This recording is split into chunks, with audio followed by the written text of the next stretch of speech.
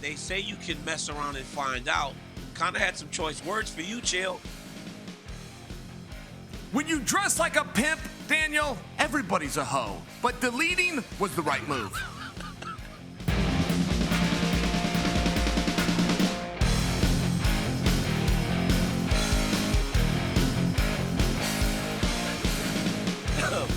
What's up, guys? Welcome to a brand new episode of Good Guy, Bad Guy. I'm Daniel Cormier. That's Chael Sonnen.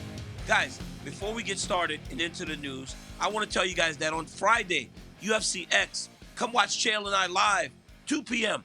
We're going to be in front of you guys doing the show. We won't be doing the show on Thursday, but Friday, Chael, they can come watch us live in person at UFC X. What you think about that, Chael? Our first live show.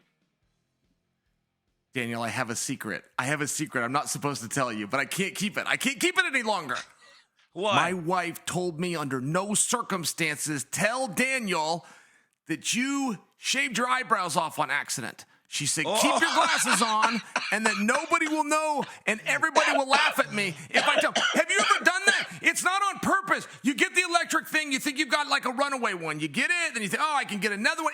It's a second and they're gone. And one's gone. You have to go to the other side.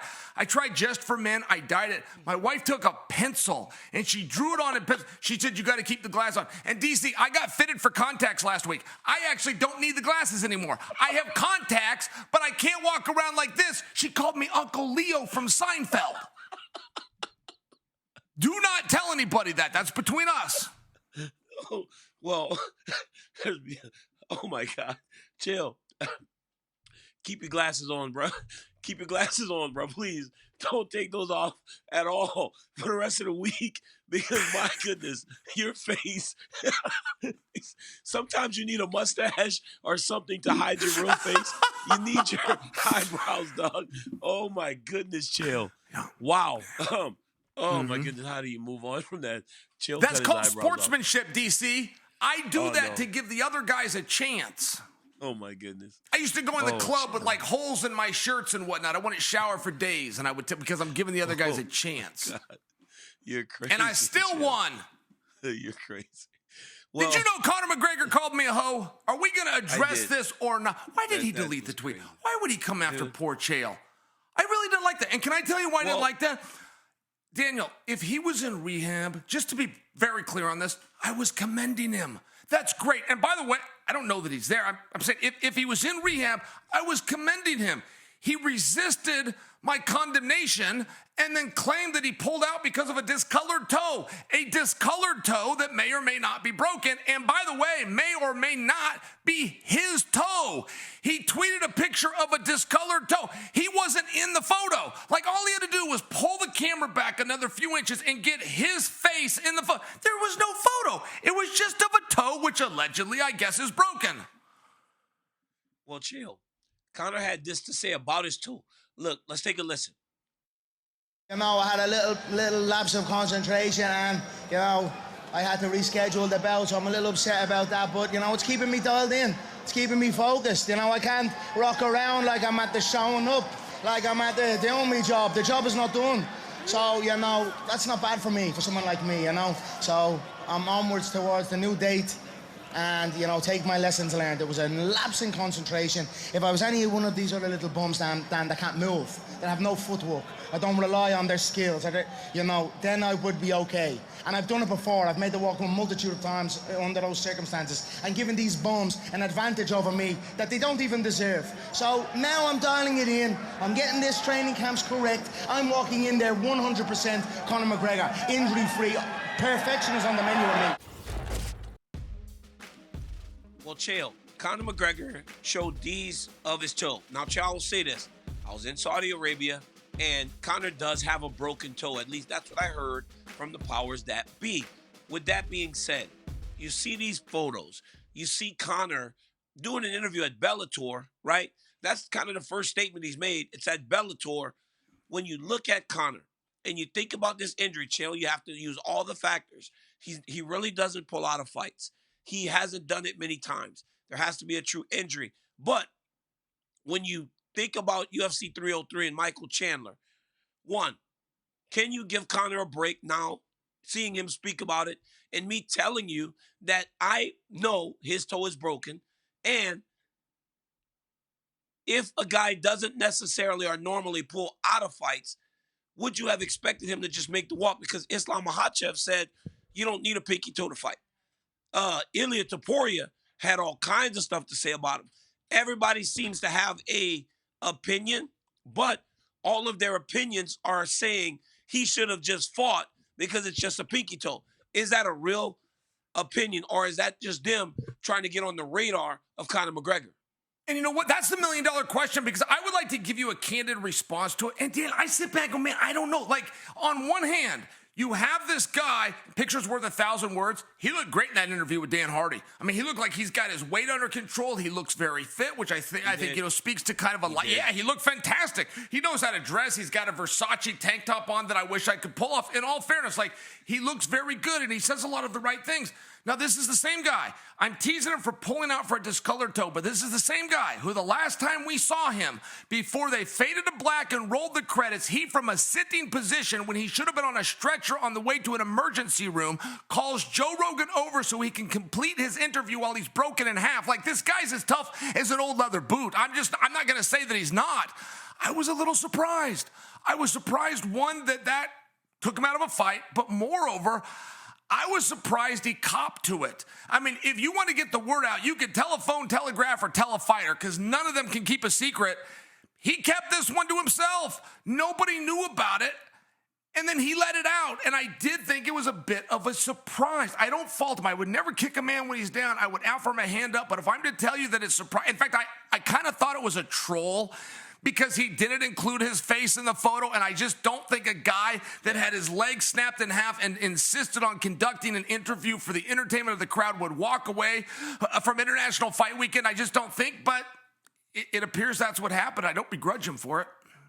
So I think what happened is he hurt himself. And like he said in the interview, time and time again, he has gone there while injured, because a Conor McGregor fight card isn't like any other. So when you build a card around him, obviously look at the number. It means so much to him and the organization to make sure that he goes through with the fight. In this instance, I believe that it's been so long that he cannot go on with the fight because he's got far too much to lose. I also hear that it's the toe on the same side as the broken leg. So it's like there's so many factors as to why you would think this guy's not fighting. But when I look at it, I think it becomes an opportunity for just about every fighter that's in his orbit, right? Because you and Conor can go back and forth, but ultimately all it's going to be is a whole bunch of words. But for Islam Makhachev, for Ilia Topuria, when they go at Conor McGregor, that may ultimately lead to something. And you want to know why? Because they're both holding gold belts. If neither of those guys had a championship belt, neither would have, their words would be like, those other random fighters who call out Conor McGregor. He doesn't care. He doesn't care enough to respond. But when you hold a gold belt, you can actually say Conor's name and he will respond to you. That injury, what it was and why he pulled out, now opens the door for all those guys. Leon Edwards should say something. If I'm the champion, I'm saying, well, that's BS. You fight with a broken toe. Well, we found out that Alex Pereira had a broken toe going into UFC 300. And then 3 fight cards later, Alex Pereira's fighting again. I would make all those points to try to goad Conor McGregor into fighting me, because ultimately, you know, it's the biggest payday. But what does that do for Chandler? Chael, you know, like Dana went on and said, poor Michael Chandler. Hey, Chael, hey, if anybody starts a statement with poor Daniel Cormier is going to probably wait. Poor Chael Sonnen is going to wait. I mean, that ain't good, Chael. Chandler's our boy, but that ain't good, Chael. Come on.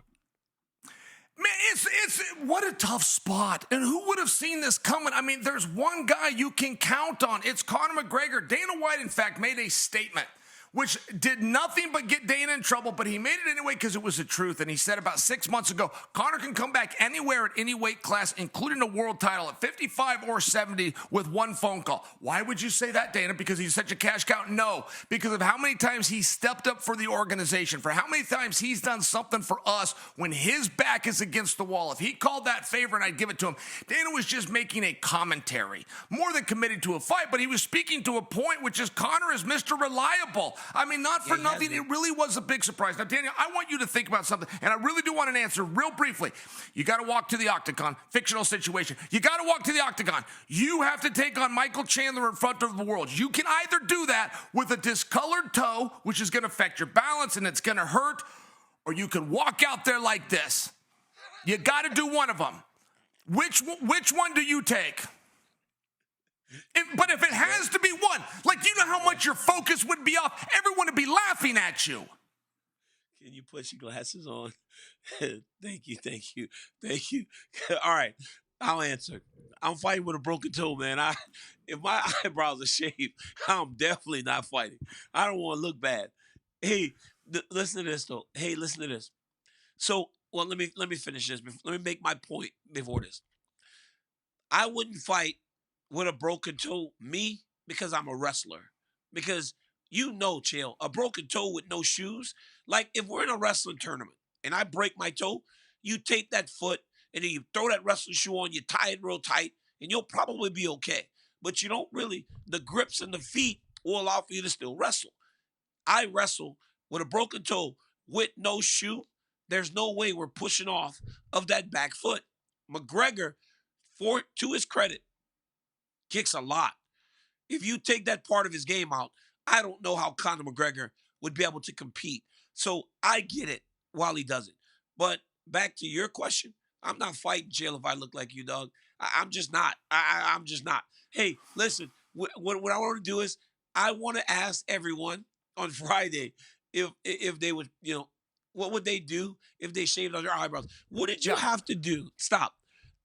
So what are you shaving? What are you shaving that the Clippers go? Like, no. Are you doing this? Are you doing this at your beard and you go like this? I mean, what are you doing to shave off your eyebrows? I can answer that. Okay, first off, it's a nose and ear trimmer. I didn't even know this was thing, and it's very round. And I never knew if you went straight up for the hair or if you came along the side. I didn't know. I was experimenting. I had a couple of hairs that were off on this eyebrow, so I was in the mirror and I was doing my thing. Plus, my face is going to be seen more because I just got fitted for contact, so I don't have to wear the glasses anymore. Some people think this is a fashion statement because they got a little bit of tint to them. It's not. They're prescription. The point is, I'm not going to need them. So I was in the mirror, fixing myself up. And as soon as you move a quarter of an inch, the whole eyebrow's ruined. You have to go to the other side to even them out. Like, you don't have a choice. I don't make up the rules to the game. That's what you have to do. Before you know it, DC, you look like a fool. Wait. You could look like a fool, or you could look like a man that's super confident and doesn't care what people think about his lack of eyebrows. Hey, boy named Sue, you got to be awful tough to walk around with these eyebrows. Don't please. Can I tell you something, DC? Can I tell you something? Conor came at me on Twitter, and I got to tell you, I don't like it when he does that. I view myself as like a mentor to Conor. I view myself as somebody that helps him to navigate some of the headwinds of MMA. And when I find out that he doesn't view me that way, it makes me feel like a fool. I mean, I got to just tell you, I don't like when he does that publicly, and I don't like to come back at him publicly. I really don't, particularly when a guy is hurt. But I was perplexed. I was genuinely perplexed that I had handed him an olive branch of something courageous such as rehab, and he denied it to say that he hurt a toe. And I only keep going back to that because, Daniel, imagine what he was up against. In fairness, okay, his leg breaks. He finishes the interview with Joe Rogan. He's going after Poirier, man. When he's coming back, he doesn't care the weight class.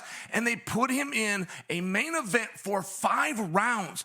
That is such a wildly difficult task to ask a guy who's going to have a hard time running. He's going to have a hard time filling up that gas tank with the cardio and the aerodynes and just a number of drills that we in this sport will do to get our lungs into that. He might be the most distracted guy in the sport, and Michael Chandler just might be the most disciplined guy in the sport. Like, this was a massively tall order, and I will go back to, if we're going to do this again and we're going to revisit it, please consider giving him 3 rounds. I don't think anybody has any less interest in the fight.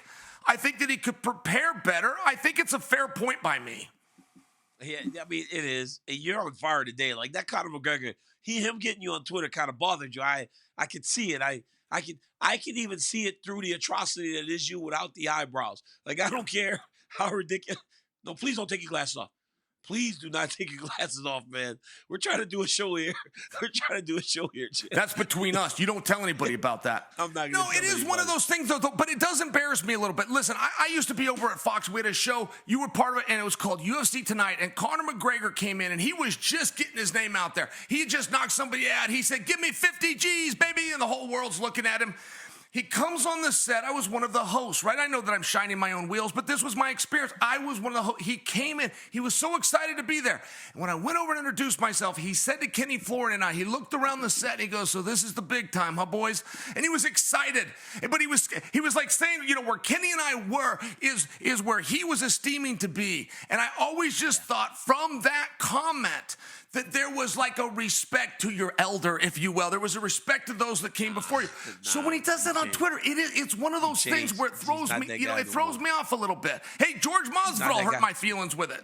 George, it was the same thing with George Masvidal, man. You get somewhere off course, and you're like, well, I don't know how we got here, but I got an ego too, and I'm not the one that's gonna leave.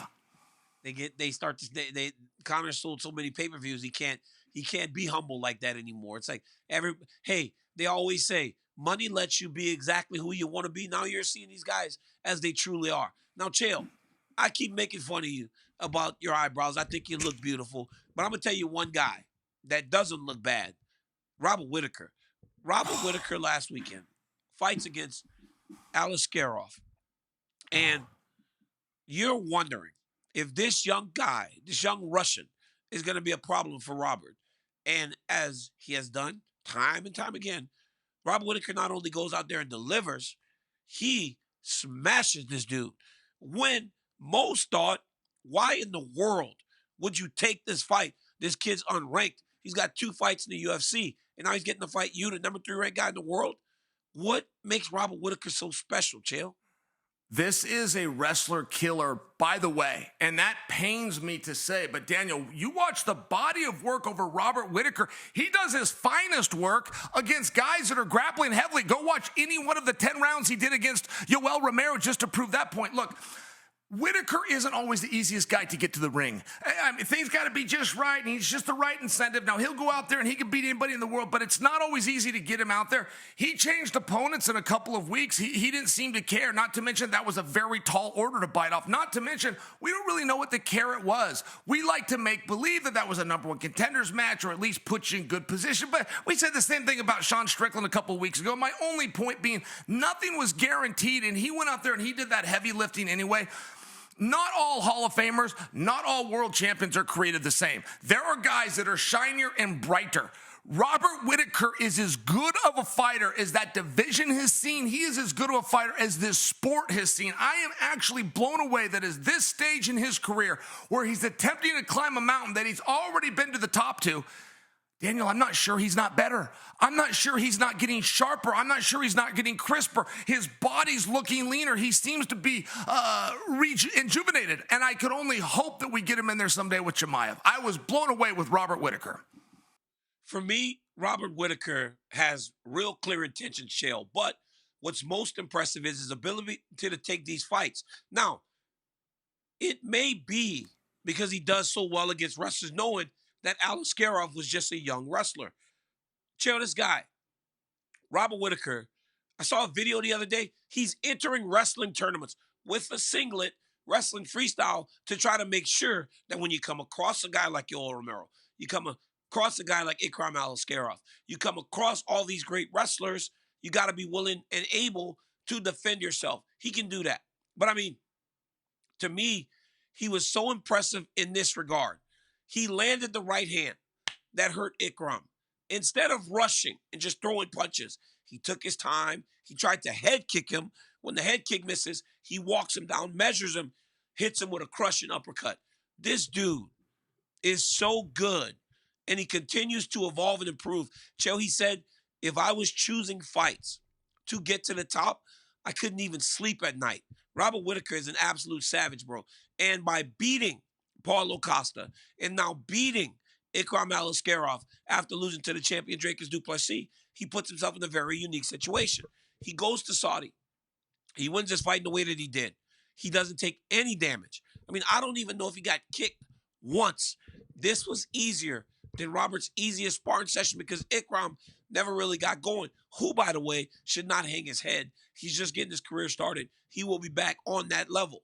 But right now, the moment belongs to Robert Whittaker. So when you look down the line, Robert Whittaker goes in that fight. He takes no damage. Dricus du Plessis and Israel Adesanya, they are fighting in 2 months. And Robert Whittaker tells me in the cage, I want to be the backup fighter. I want to be there. For Robert Whittaker, is that the right move, Chael? Because if you've lost twice to one guy and you've already lost to the champion, this would seem like the most foolproof way to make sure you get another shot at those guys. At a minimum, it's the right attitude.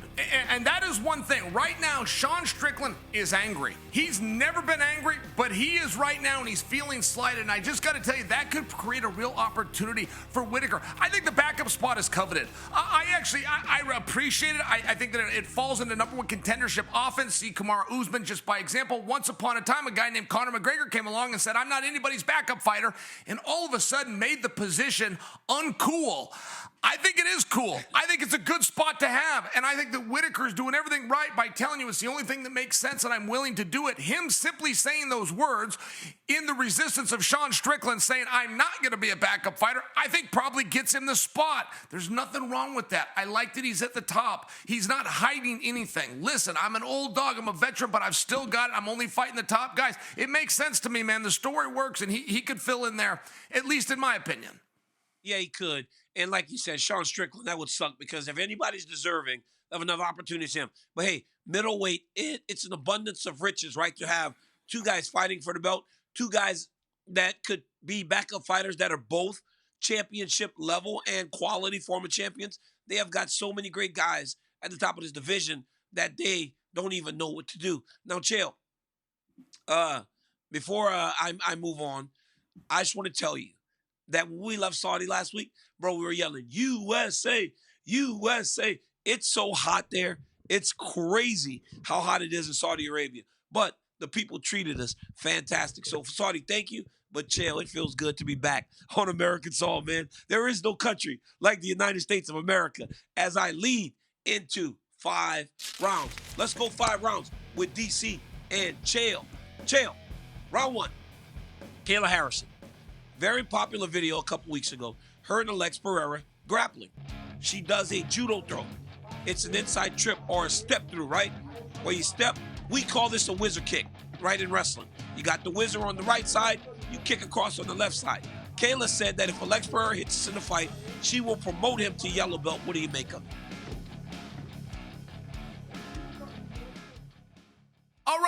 All right, DC, I think there was a question there. That was Alex Pereira. I actually thought that was Gilbert Burns, but now I am seeing that is Pereira. What was up with Kayla? She is so good. I mean, of UFC 300, she really got brushed aside, but you want to talk about any one performance, she goes out there and gets through Holly Holm, and now there happens to be rumors, by the way, that Amanda is coming back. I love that she's worked with Pereira. I don't know what he was doing in town at the ATT, but I'll watch more of that, even if it is a garbage technique. Chael. Where is the champion? We're talking about Amanda Nunes, Kayla Harrison. Where's Raquel Pennington, bro? Like, seriously, let's give Rocky some love. But how in the world do you think that was Gilbert Burns? Gilbert Burns is not 6'4" and 225 pounds, Joe. You're out of your mind. Look, I believe that if Alex hits this move, very impressive. But we see this move all the time. There are a lot of people that do it inside the UFC, especially in female fighting, where they hit that old whizzer kick. It's a good move, and I can see Alex pulling it off in the fight. One of my kids does that in the practice room. I make him do push-ups. That technique is garbage. Round 2. Here we go. All right. It's Lopez taking on Ortega. DC, this is at 155 pounds. Possibly one of the more interesting things about this. I got 2 questions for you. Who's got better hair and who has got better jiu-jitsu? You're first. I don't know who's got better jiu-jitsu, man. Both of these guys are tremendous. You know, honestly, I kind of like the long hair of Ortega, because the long hair suits the light eyes of Brian Ortega. Look, man, I love the mullet. I love the waterfall, Chael, but I can't pull that off. Not many can pull that off. You know, Diego Lopez seems to do it, but Brian Ortega, I like the long flowing Conan hair that goes right in to the cornrows. I'm going Brian Ortega. Brian Ortega is, in my opinion, a top 5 most misunderstood guy in the industry. If you ever meet him outside of fighting, he borders on being shy. He's extremely polite. And one thing about him, it reminds me of Nate Diaz in this regard. He will go around and tell the world about his jiu-jitsu. He'll threaten you with his jiu-jitsu, and he'll bring about that black belt. But when he gets in there, it's fisticuffs that you need to be the most worried about. And I think that's one way he has an opportunity to get over on Lopez. Chael, one time me and Brian Ortega did jiu-jitsu in a convention center when he was fighting at a UFC fight in Anaheim. That's how much this guy loves to grapple. He just had to show me this specific technique. So round 3, our boy Anthony Smith is fighting at UFC 303. He was going to fight against Carlos Ulberg, who initially was going to fight Jamal Hill, but now he gets Roman Dolidze. Is this a tougher matchup for Anthony? Oh, yeah. No, it most definitely is. Listen, one thing that will bite Anthony, and he was more guilty of this younger in his career. I get that he's a veteran now. But in all fairness, paralysis by analysis has gotten to him more than once, where even if he wins the match, the outcome isn't perfect when he sits and analyzes a guy, when he brings in training partners, when he spends a bunch of money on training camps, and him and Mark Montoya stay up late and they're making videos while they're watching tapes of a guy. I mean, I'm just saying, like, Anthony does some of his finest work when the house is on fire. He does some of his finest work when people are betting against him because there's something that should not favor him. I think a short notice fight and a quick turnaround, people are going to view as a negative to Anthony. That's generally when he steps up and fights the best. You know, for me, it just seemed as though there was a clear path against Ulberg. He'd avoid the striking, the dangerous striking. You have a chance to take him down. You could grapple him. That doesn't seem as clear against Dolidze. The guy's a tremendous striker. He's a tremendous grappler. So, yes, I do believe it's a tougher fight. Luckily, though, Dolidze is a middleweight, so Anthony will have a size advantage. All right, DC, round 4, we've got Ian Gary basically giving no room to what he's calling the old dog MVP. He said, and I quote, and this is Ian Gary speaking, "He can't beat me and he can't beat anybody in front of me. He couldn't win the title in Bellator. He thinks he's going to come and do it in the UFC. Ha, ha, ha." Laughed in MVP's face. What do you make of that? I mean, I think that's Ian Gary being Ian Gary. I think you have to tell yourself things at times as an athlete that make you feel better about going into the fight. He watched MVP's debut. He understands how frustrating it can be to fight Michael Venom Page, but he also understands that he has a skill set that not many have. Ian Gary is one of those guys that can do just about anything. And honestly, man, I know the kid has been getting it bad because of some of the other stuff, but in terms of fighting, when he's between the lines, Ian Gary is as bright a prospect as we have in all the mixed martial arts. So I think he's telling himself things, but I also believe that he believes it. I will tell you this, and this is going to sound very strange now, but this will look like a fine wine overtime when you look back on it. One of these guys is going to walk through the other guy. This will not be a competitive fight. I must tell you, I don't know who that's going to be, but whoever wins the first minute of this fight will win that round. Whoever wins the round will win all 3 rounds. One of these guys is getting bludgeoned. It's just a matter of who's faster and who can get to the target quicker. You know, I think this is going to be a great fight between 2 very high-level strikers. Round 5, Conor McGregor is not letting Michael Chandler off the hook, so maybe there is hope for Mike. He's taking shots at Michael Chandler. He said, "Why are you going to UFC 303? Because Chandler said, "It's my fight. It was my card." Conor said, when he shows up, they won't even be able to recognize him. Chael, is Conor McGregor threatening to beat Michael Chandler up on the streets? He going to beat him on the streets now? Listen, most fighters have one commodity, one thing you can monetize, which is the performance. If they're not throwing punches and kicks, they don't offer anything to any of us. These two are different. Conor has another commodity. That's interesting to me right there. I'm not into the street stuff, and I don't think they're going to go get in a beef. The mere fact that he's threatening it and he can't go anywhere without people recognizing him, and the same thing goes for Chandler. I understand that Chandler's not the star that McGregor is, but make no mistake, he's coming up in the business himself. I love this kind of stuff, DC. Yeah, I love mess. You know how much I love anything outside the octagon. I want it to escalate, but I don't think it will. I mean, I don't even think Conor's going to be in America. Conor's home, but that's the power of a Conor McGregor, right? He's just saying stuff that he don't mean, stuff that doesn't matter. For me, what I love to see also, though, is that it tells me Michael Chandler's still going to get that fight, Chael. Michael Chandler is going to get that fight. And it just teaches you, and it teaches kids all around the world, because you know Michael, right? He's very positive, and he will tell you, if you believe it, you're going to achieve it. And if you put one foot in front of the other every single day, in every other cliche that there is in the world, he'll put it at you. And this today, it shows that by just staying the course, he's still going to get that fight, Chael. And that's got to feel good to you. DC, that actually will be a very glorious moment for everybody around. And speaking of all those wonderful cliches, there was another young man out of Louisiana named Daniel Cormier, who was inducted into the Louisiana State Hall of Fame. Take a listen to this.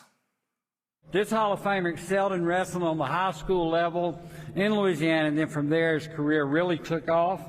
He became one of the brightest lights in his UFC championship days. He's bona fide. Ladies and gentlemen, the champion, Daniel Cormier.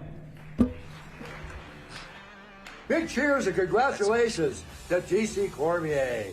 It's time to enter the Hall of Fame. You know, that's awesome, man. That's one of the greatest accomplishments of my entire life. You know, I just sad that my parents didn't get to see me go into any Hall of Fame, you know, UFC Hall of Fame, Louisiana Sports Hall of Fame. But as a kid that grew up in Lafayette, man, you never know what your future looks like. And my parents just drove me to practice every day. They didn't know nothing about wrestling. We didn't wrestle, especially in the neighborhood I grew up in, but they went to the tournaments and they watched me. And you never know what happens when you support your children. And I had two of the greatest parents that gave me an opportunity. So I thank all the people that went. And it broke my heart that I didn't get to go. But I was in Saudi Arabia and I had it planned already before. But to the Louisiana Sports Hall of Fame, thank you guys for recognizing my accomplishments. I can't wait to go to Natchitoches and go and see what you guys put together. I love my state, Chael. I think it's the best state in the United States. And that is the highest honor in the sport of Louisiana. And that's a state that produces athlete on top of athlete on top of athlete. So to be remembered, that's all you can really ask for. That's very beautiful, DC. And by the way, I'm so sorry to hear about your parents. I can't relate at all. I had two wonderful parents, and they both loved me. I had a great childhood.